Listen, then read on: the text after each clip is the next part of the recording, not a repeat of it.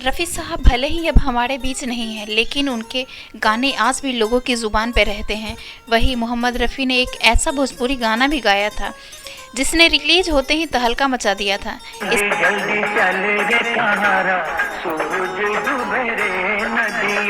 गाने को उस ज़माने में हर प्रेमी अपनी प्रेमिका को खुश करने के लिए गाया करते थे।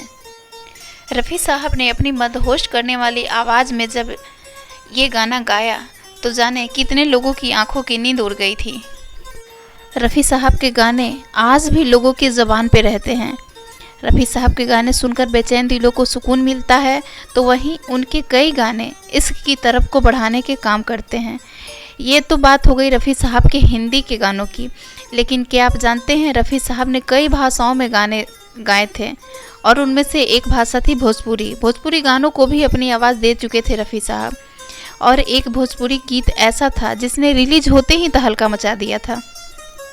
हेलो फ्रेंड्स, मैं हूँ आध्या, बहुत बहुत स्वागत है आपका एक बार फिर से अपने चैनल में।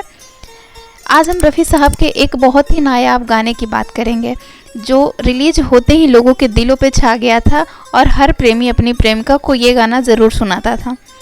मोहम्मद रफ़ी की आवाज़ में गाए गानों को पुराने के साथ साथ नए ज़माने के लोग भी खूब पसंद करते हैं, लेकिन बहुत कम लोग जानते होंगे कि रफ़ी साहब ने भोजपुरी भाषा में भी बहुत सारे गाने गाए थे।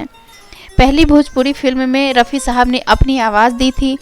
मोहम्मद रफ़ी के गाए 2 दर्जन से अधिक भोजपुरी गीत हैं जो बहुत बहुत पसंद किए जाते हैं।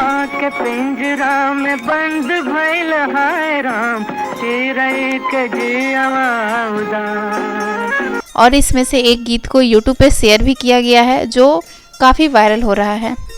आज भोजपुरी गीतों में ताम झाम और अश्लीलता का भरपूर तड़का देखने को मिलता है। यही कारण है कि आज भोजपुरी गानों पर फुहरता का ठप्पा लग चुका है, लेकिन भोजपुरी सभी भाषाओं में से सबसे प्यारी, मधुर और मीठी है।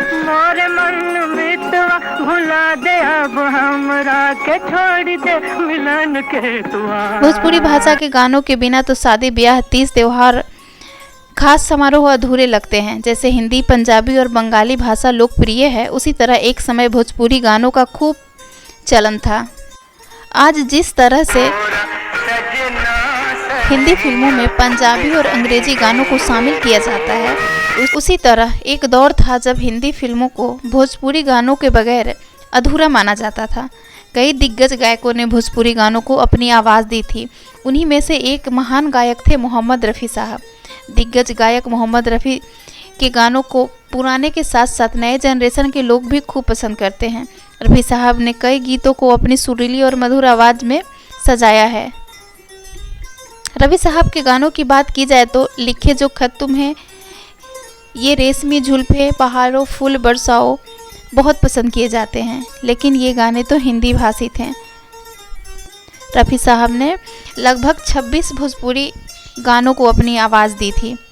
भोजपुर की पहली फिल्म गंगा मैया पिहेरी चढ़ैबो 1961 में बनी थी। इस फिल्म के गानों को रफ़ी साहब ने गाया था, और सिर्फ रफ़ी साहब ही नहीं बल्कि साथ साथ आशा भोसले और लता मंगेशकर जी ने भी इस फिल्म में गाने को अपनी आवाज़ से सजाया था। आज भी इस फिल्म के गाने को लोग खूब पसंद करते हैं और बड़े ही चाव से सुनते हैं। जैसा कि हमने बताया कि रफ़ी साहब ने 2 दर्जन से अधिक भोजपुरी गीतों को अपनी आवाज़ से सजाया था।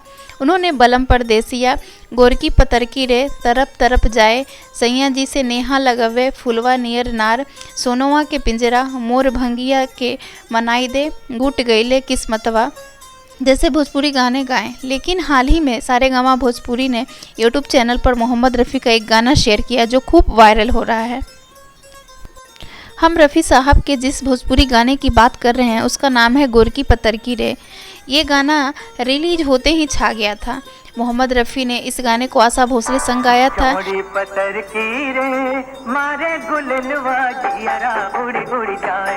ये गाना फिल्म बलम परदेसिया का है। इस गाने को उस ज़माने में हर प्रेमी अपनी प्रेमिका को खुश करने के लिए गाया करते थे।